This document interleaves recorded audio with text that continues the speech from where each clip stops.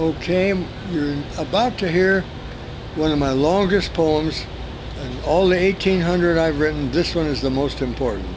It is titled A Requiem for Capitalism and All the Rest of Us. It was written in 1989. A Requiem for Capitalism and All the Rest of Us. Note, the descriptions of torture used in Latin America are based on actual accounts. Unquote.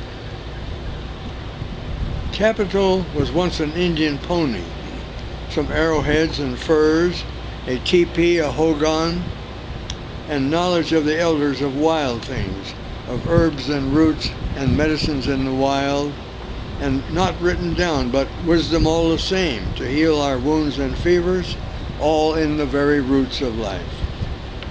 Capital is the power to take the openings in time and place, to cast our creativity in the breach, and make those things that ease our lives and make us rich, or some of us that gave us bread, to increase ourselves from week to week, to increase our kind from year to year, and feed us all.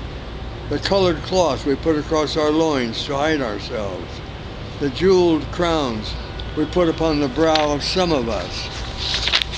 Capital can be domesticated wild life, the wolves and falcons we tamed to be our playmates by the door. Capital is all accumulated history of muscles, of iron ore, waterfalls and water wheels, winnowed grain and boiled roots. But never mind, there is the capital that moves it all, that grows upon itself like muscles, like backbone, like scars, like warts, like tumors, like brown moles and blue moles that give increase of cells, even when there is no place to grow. But to force the growth, to push aside all others in our way, and then when eons passed, we built a motor car, a tractor, a hammer, a tool, a turret lathe, an airplane wing, a calculator, a computer, with all its wondrous magic. And finally, the deeds to all of these, the stocks that showed who owned these artifacts. And when the mass of capital was great enough, there were some who owned and some who worked it. But they were not the same. Capital once gathered is the power to decide which way we'll go, what shall turn the wheels of the enterprise, to take that surplus, making all their drudgery worthwhile, to give us more to conjure with, or some of us to lay our hands yet more on Mother Nature's fertile breast, to put it to some use for all of us, for some of us, the aggressive ones, to chew her nipple, Mother Nature's nipples, in their teeth. But now there is a mystery. What once was innovative change is now a burden. The accumulated load of capital we bear on bending backs has now its own true and often ugly life that says it cannot rest, or it would not be capital.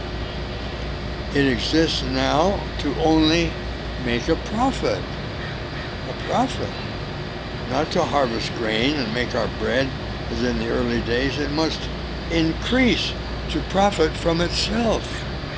To reward those, some of us, who withheld their own consumption in early greed, to gain the most from enterprise, where others worked but shared not in the bounty pouring out, who worked from dawn till after dusk for such a tiny share.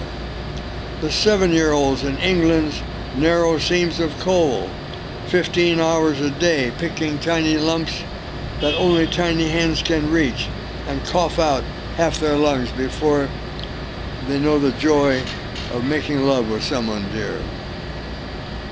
This capital, now all its own, with now its heavy, jagged life that governs those who own it, to make itself more heavy still, more jagged still, more armed, more armored, a sharper cutting edge to open up yet more, so like the sorcerer's Frankenstein apprentice, like cancer going wild, more willing to destroy if profits were the prize.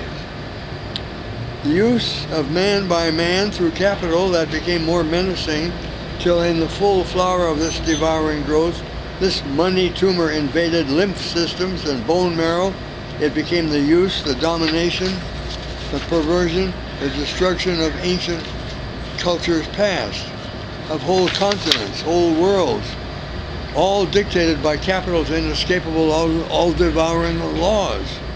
So, should there be a holocaust of war as long as victory is won, the capital can safely self-destruct within that general war to settle who shall rule the white cities, the yellow continents, the brown islands, the black-skinned world, at any cost.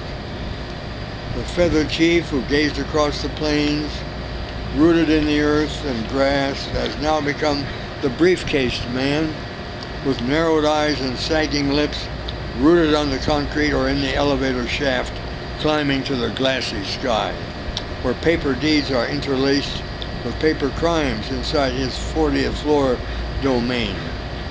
Yet, remember, through it all, we are a free people, pursuing all the virtue of an ideology that some of us proclaim for all of us. Even those so deaf and dumb within their ignorance, their drunkenness and poverty, their misery, regardless of the lie it tells in their own lives, to accept their lives as commodities, as things, their lives as things, and quietly accept the ideology so subtly told 10 times a day for 80 years. Their stupefying lives like baboons in a cage. But remember, the ideology announces they are free baboons, free to make their own free choice, to use their own free will within this cage, their own free cage.